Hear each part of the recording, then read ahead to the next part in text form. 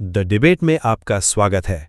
आज हम 28 नवंबर 2025 की मुरली पर चर्चा करने वाले हैं, जो आत्मा की यात्रा और विश्व परिवर्तन के कुछ बहुत ही गूढ़ रहस्यों पर प्रकाश डालती है। जी, और इस मुरली से मतलब एक बहुत ही मौलिक सवाल खड़ा होता है, वो ये कि आत्मा की मुक्ति और एक नई सतयुगी दुनिया की जो स्थापना होनी है, उसका प्राथमिक साधन क्या है?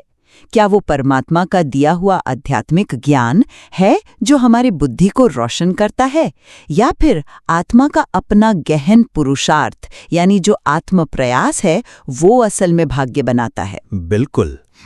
और इसकी शुरुआत ही एक बड़े दिलचस्प ख्याल से होती है। अच्छा। कि ये जो हमारी जिंदगी है, ये एक भूल भुलैया का खेल है, एक ऐसा मेज जिसमें हम मतलब आत्माएं बार बार भटक जाती हैं और भूल जाती हैं कि हम असल में हैं कौन। बिल्कुल। और ये दस्तावेज सीधे सीधे उस एक सवाल से जुड़ता है जो शायद हर किसी के मन में है, दुनिया में इतनी उथल पुथल क्यों है और शांति आएगी कैसे? हाँ, ये आज की दुनिया को कांटों का जंगल कहता है। एक ऐसी जगह जहां सब शांति तो चाहते हैं, पर ये नहीं जानते कि ये मिलेगी कहां से और इसे मांगें किससे। सही बात है।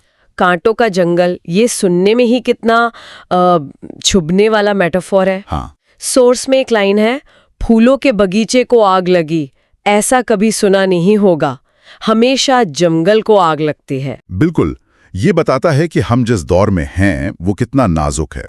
और इसी को समझाने के लिए एक शब्द इस्तेमाल हुआ है, तमो प्रधान। तमो प्रधान। हाँ, इसे समझने का सबसे आसान तरीका है एक मोबाइल फोन की बैटरी। अच्छा। जब बैटरी 100% चार्ज होती है, वो है सतो प्रधान, पूरी तरह से प्योर शक्तिशाली। ठीक है। और 5000 साल के साइकिल में हर जन्म के साथ ये बैटरी धीरे धीरे ड्रेन होती जाती है।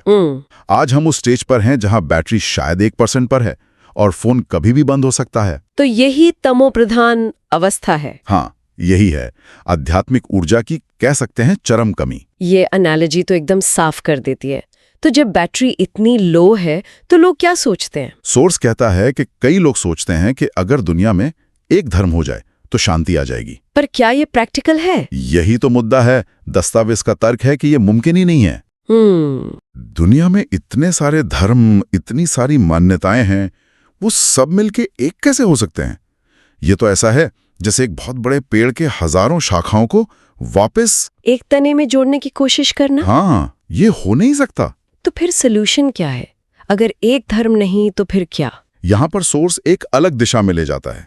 वो कहता है कि आज से 5000 साल पहले जाओ। 5000 साल पहले? हाँ, जब भारत में एक ही राज्य था और पूरी दुनिया में शांति थी। उस दौर को स्वर्ग या गोल्डन एज कहा गया है। लेकिन एक मिनट, ये जो 5000 साल पहले स्वर्ग होने की बात है, क्या इसका कोई ऐतिहासिक प्रमाण है? या इसे एक आध्यात्मिक मेटाफर की तरह देखना चाहिए? क्योंकि इतिहास तो हमें लड़ाइयों और साम्राज्यों की कहानी बताता है। बहुत अच्छा सवाल है। और इसे ऐतिहासिक तराजू पर तौलने के बजाय एक आध्यात्मिक फ्रेमवर्क की तरह देखना ज्यादा सही होगा। अच्छा। ये दस्तावेज इतिहास की किताब नहीं है, ये चेतना के उतार चढ़ाव का एक नक्शा है। ठीक है। इसका कहना है कि शांति की स्थापना कोई नई चीज नहीं है, ये साइकिल का हिस्सा है। जब दुनिया में धर्मों का झाड़ बहुत बड़ा और पेचीदा हो जाता है, तब एक रूहानी बाप या आध्यात्मिक पिता को आना पड़ता है, ताकि वो फिर से उस एक शांत अवस्था की नींव रख सके। बिल्कुल। ठीक है, तो ये रूहानी बाप या आध्यात्मिक पिता कौन है?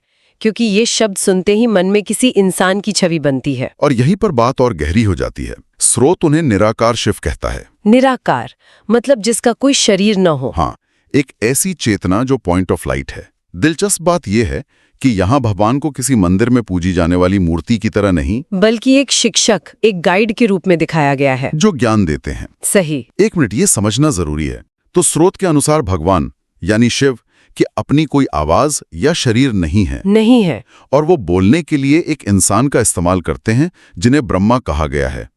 क्या ये चैनलिंग जैसा कुछ है? आप इसे उस तरह से समझ सकते हैं। हाँ, सोर्स इसे भगवानुवाच कहता है। भगवानुवाच मतलब भगवान कहते हैं, और ये कहने के लिए वो निराकार आत्मा, एक साधारण मनुष्य जिन्हें प्रजापिता ब्रह्मा का नाम दिया गया है, उनके शरीर का आधार लेती है। तो ये ज्ञान किसी किताब से नहीं बल्कि सीधे उस सोर्स से आ रहा है। बिल्कुल। और ये ज्ञान है क्या? इसका कोर मैसेज क्या है? सबसे बड़ा मैसेज ये है, तुम ये शरीर नहीं हो, तुम एक आत्मा हो और आत्मा का स्वधर्म यानी ओरिजिनल नेचर ही शांत है। मतलब अशांति तो एक बाहरी परत है। हाँ, जैसे पानी के ऊपर काई जम जाती है, लेकिन पानी का स्वभाव तो शीतल ही रहता है। और हमारा असली घर शांति धाम है, जहाँ से हम ये भूमिका निभाने आए हैं।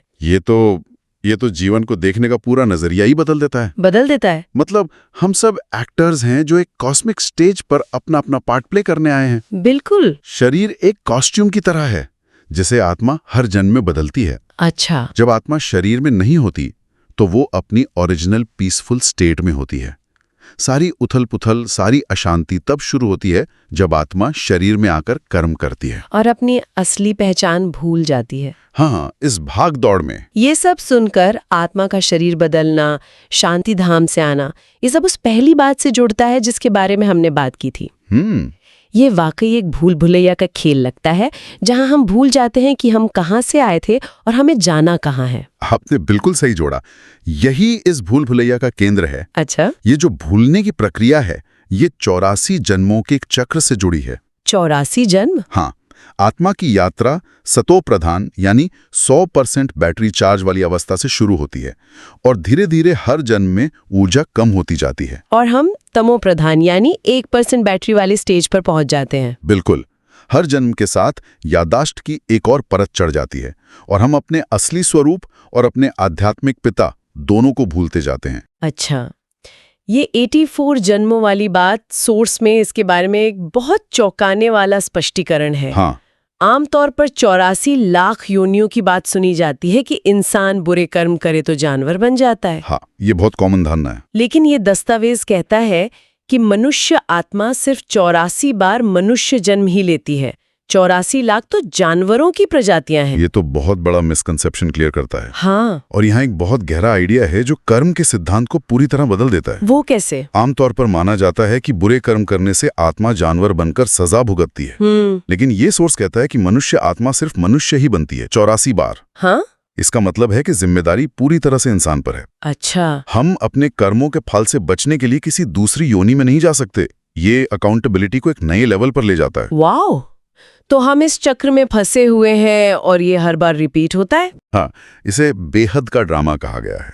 ये एक 5000 साल की फिल्म है जो हूबहू scene by scene, dialogue by dialogue repeat होती है। कुछ भी नया नहीं होता। कुछ भी नहीं।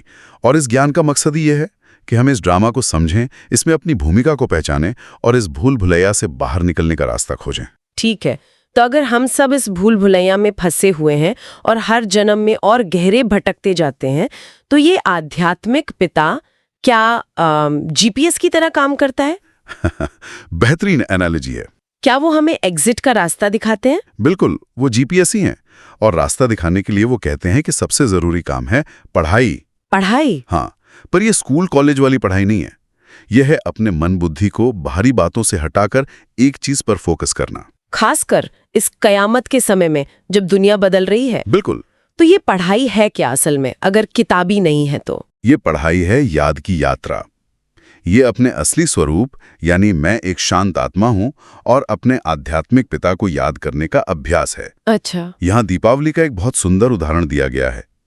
हम साल में एक बार दिए जलाते हैं, लेकिन सोर्स कहता है कि असली दीपावली हर रोज मनाओ। हर रोज दीपावली?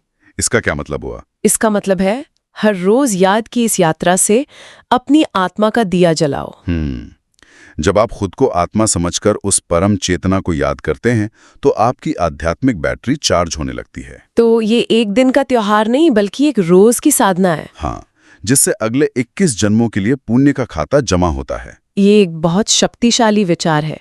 ये त्योहार को एक बाहरी रिचुअल से हटाकर एक आंतरिक अनुभव बना देता है। बिल्कुल, हर दिन अपने भीतर उस चेतना के दिए को जलाना।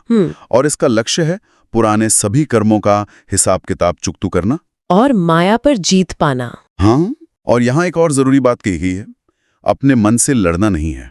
अच्छा। हम तो अक्सर सुनते हैं मन के जीते जीत, मन के हारे हार। सही है, पर स्रोत कहता है कि मन को जीता नहीं जा सकता, क्योंकि मन तो सोचने का एक साधन है। तो फिर जीत किस पर पानी है? जीत माया पर पानी है। और माया से यहाँ क्या मतलब है? माया यानी वो सब कुछ जो हमें हमारी असली पहचान से दूर ले जाता है। अहंकार, मोह, लोभ, गुस्सा, ये वो मैग्नेटिक फील्ड है जो आत्मा को अपनी तरफ खींचता है। और उसे ये भुला देता है कि वो तो शांत स्वरूप है। हाँ, तो लड़ाई मन से नहीं, इन बाहरी प्रभावों से है। तो कुल मिलाकर सोर्स कुछ प्रैक्टिकल कदम बताता है जिन्हें धारणा के लिए मुख्य सार कहा गया है। जी। पहला तो यही है कि याद की यात्रा से रोज सच्ची दीपावली मनाओ। हाँ, और दूसरा ये है कि इस बेहद के ड्रामा के रहस्य को समझकर सिर्फ अपनी पढ़ाई पर ध्यान दो, किसी और बात में मत उलझो। कौन क्या कर रहा है, दुनिया में क्या हो रहा है, हाँ, इन सब बातों से अपनी एनर्जी ड्रेन करने के बजाय उसे अपने पुराने हिसाब किताब चुकतू करने में लगाओ। ये एक तरह से आध्यात्मिक दिवालियापन से निकलकर एक नया साफ सुथरा खाता खोलने जैसा है। बिल्कुल सही समझा आपने। इसके साथ एक वरदान भी दिया गया है जो काफी फॉर्मल भाषा में है। हाँ। रूहानियत की स्थिति द्वारा व्यर्थ बातों का स्टॉक खत्म करने वाले खुशी के खजाने से संपन्न भव।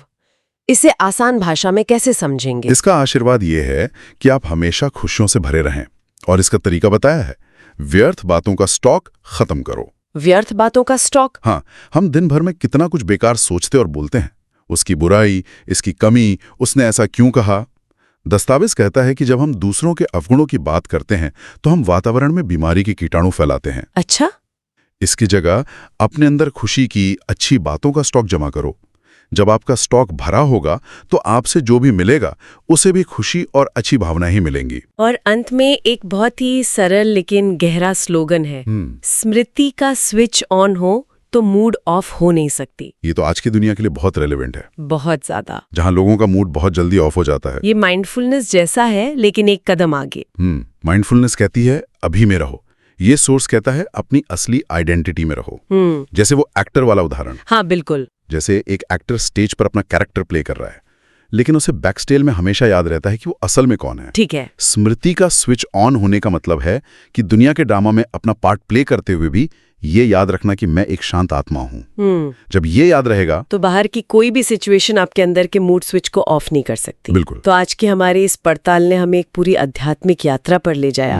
हमने दुनिया को कांटों के जंगल के रूप में देखा, फिर आत्मा के असली शांत स्वरूप को समझा, 84 जन्मों के चक्र, उस भूल भुलैया के खेल को जाना, और आखिर में याद की यात्रा के जरिए उस मेज से बाहर निकलने का नक्शा देखा। सही कहा। ये दस्तावेज हमें जीवन को एक बड़े कॉस्मिक ड्रामा के तौर पर देखने का फ्रेमवर्क देता है, और ये बताता है कि कैसे कोई भी इंसान बाहरी दुनिया की उथल पुथल के बावजूद इस नाटक में अपनी भूमिका को समझकर अंदर से शांत और खुश रह सकता है। इसमें एक और अनूठा विचार है जो मुझे बहुत दिलचस्प लगा, जाते जाते उस पर बात करते हैं। जरूर। ये कहता है कि इस संगम समय पर, मतलब इस परिवर्तन के दौर में, एक व्यक्ति के 3 पिता होते हैं। 3 पिता? हाँ, लौकिक यानी शारीरिक पिता, पारलौकिक यानी आध्यात्मिक पिता शिव, और तीसरा है साकार माध्यम प्रजापिता ब्रह्मा। अच्छा। और विरासत यानी इनहेरिटेंस हमें आध्यात्मिक दादा शिव से ब्रह्मा के माध्यम से मिलती है। और ये विचार हमें एक बहुत गहरे सवाल पर छोड़ जाता है।